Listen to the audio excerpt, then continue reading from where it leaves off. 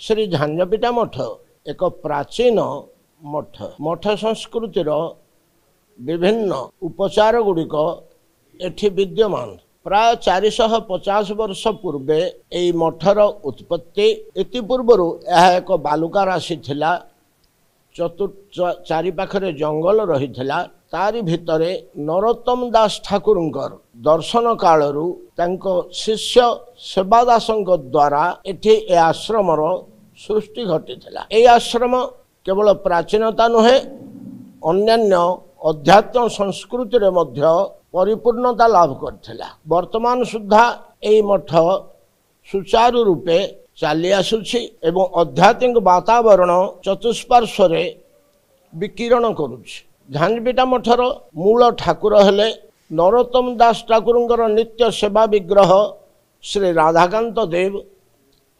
ए राधाकांत देव एक ऐतिहासिक जुगल मूर्ति आमर वैष्णव संस्कृति रे तेणु अनेक व्यक्ति एठिकी दर्शन करने को आसी थांती। एतद राधाकांत व्यतीत राधा विनोद श्रीमन चैतन्य महाप्रभु नित्यानंद प्रभु एवं चतुर्धामूर्ति श्री जगन्नाथ शालग्राम ओ गिरिराज अर्थात गोवर्धन शिला रो सेवा पूजा एठी प्रत्यह है। आउ गणेश प्रभृति महावीर प्रभृति सेवा पूजा मध्य रही। यही मठटी प्राचीनता दृष्टि श्री जगन्नाथ मंदिर सह ओतप्रोत भाव में जड़ित। विशेष कथा है श्री जगन्नाथ मंदिर भितर बेढ़ारे थिबा श्री चैतन्य पादपद्म मंदिर यही झांजपीठा मठर सेवार अंतर्गत। प्रतिदिन जने वैष्णव एठू जाई सेठी सेवा पूजा आरती वंदापना इत्यादि सब किछि प्रात्यहिक ठीक ठाकुर सेवा भलिया से पादपद्म सेवा करा जायता है। एई स्थानर ए पादपद्म मंदिरर झांजपीठा नाम रे सेवा भार रेकर्ड ऑफ राइट रे मध्य रही।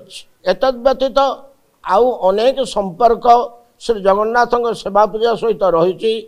जहाँ भितरे एक मुख्य अंग हला श्री जगन्नाथ महाप्रभु रथयात्रा समय गुंडीचा मंदिर को जीवार पूर्व दिन गुंडीचा मंदिर चक्का और सिंहासन सफा सुतरा करिवार दायित्व मध्य झांजपीठा मठ रही। यही कार्य आम मैंने निर्वाह करिथाउ एवं तासह सेठी अंततः 30 हांडी महाप्रसाद सर्वसाधारण को सेठी वितरण करा जाय थाए।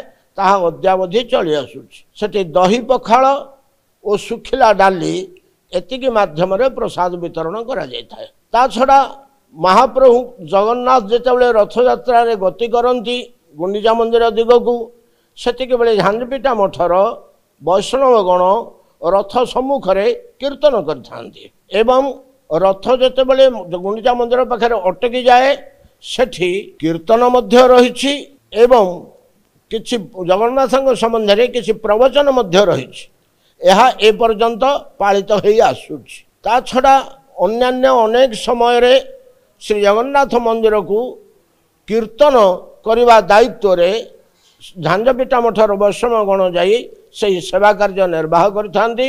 यह वर्ष रे 4-5 थर प्राय घटी थाए। ए सब दृष्टि चिंता करी देखिले बहुत दिन पूर्वर झांजपीठा मठ श्री जगन्नाथ मंदिर सहित संपर्क रे जोड़ी ही रही जहाँ छाड़बार नहे जेहेतु रेकर्ड ऑफ राइट रही एवं ऑफिशियल ऑर्डर मध्य रही। तेणु ए समस्त सेवा कार्य चिरदिन पई एई मठ द्वारा निर्वाहित होबार संभावना देखा जाउछि।